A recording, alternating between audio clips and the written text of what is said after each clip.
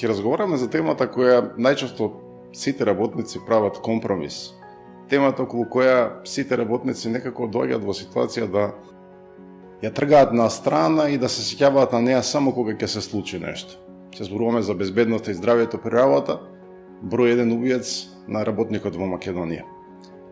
Иако, како што реков, најчесто е тема околу која се прават компромиси, зачудувачки е како работникот од првин, кога е здрав, кога е безбеден, доаѓа во ситуација дека компромисот кој ќе го прави за повисоки идеали, го прави за повисока плата, го прави за семејството, го прави за поширокото обкружување, но на крајот доаѓаме во ситуација дека секој пат, ама баш секој пат го плаќа со своето здравје, со својата безбедност, со својот живот.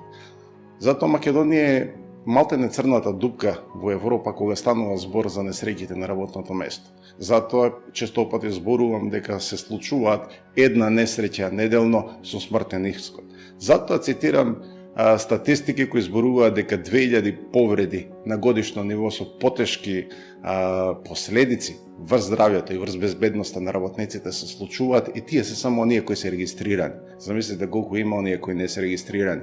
Според математиката на Меѓународната трудова организација, дури 4% од БДП одат на директни или индиректни трошоци поврзани со несреќите на работното место. Колку се тоа пари? 460 милиони евра. Малку, многу, затоа сме таму каде што сме. Од друга страна, сето ова е законски регулирано. Од друга страна, постојат меѓународни конвенции, постојат меѓународни директиви, постојат национални закони кои ова сето го уредуваат или барем се обидуваат да го уредат. Но се уште кај нас не постои култура, превентивна култура која би требала да го заштити македонскиот работник, не постои превентивна култура која би требала да го заштити македонскиот менаџер, не постои култура која би требала да го заштити народот, генерално од работното место. И затоа кога реков дека е број еден убиец во Македонија, несреќата на работното место, поточно мислам на работникот. Ако треба да цитирам, кој најчесто страда, ќе го напоменам македонскиот земјоделец, ќе го напоменам македонскиот градежник, ќе го напоменам оној работник кој не може или во моментот не може да даде глас, да се побунтува против оваа пандемија која се случува на работните места. Се надевам дека сето ова во некое догледно време новите генерации ќе сватат многу повеќе да го ценат своето здравје и својата безбедност на работното место.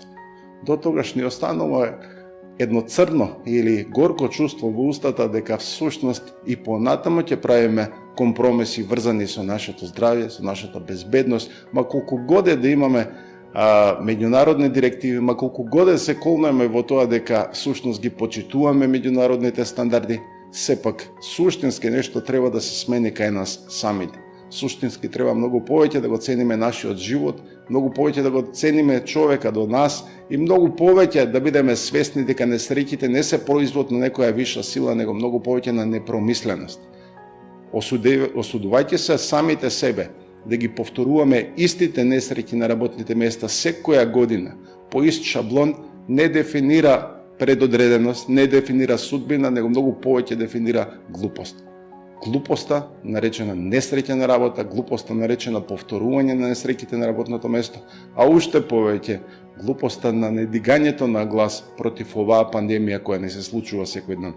Се надевам дека ова, како што реков претходно, ќе доведе во ситуација да се опаметиме. Ќе станеме свесни дека треба да го цениме она што не побитно и неповторливо го губиме, а тоа е нашето здравје, нашето време, нашиот живот.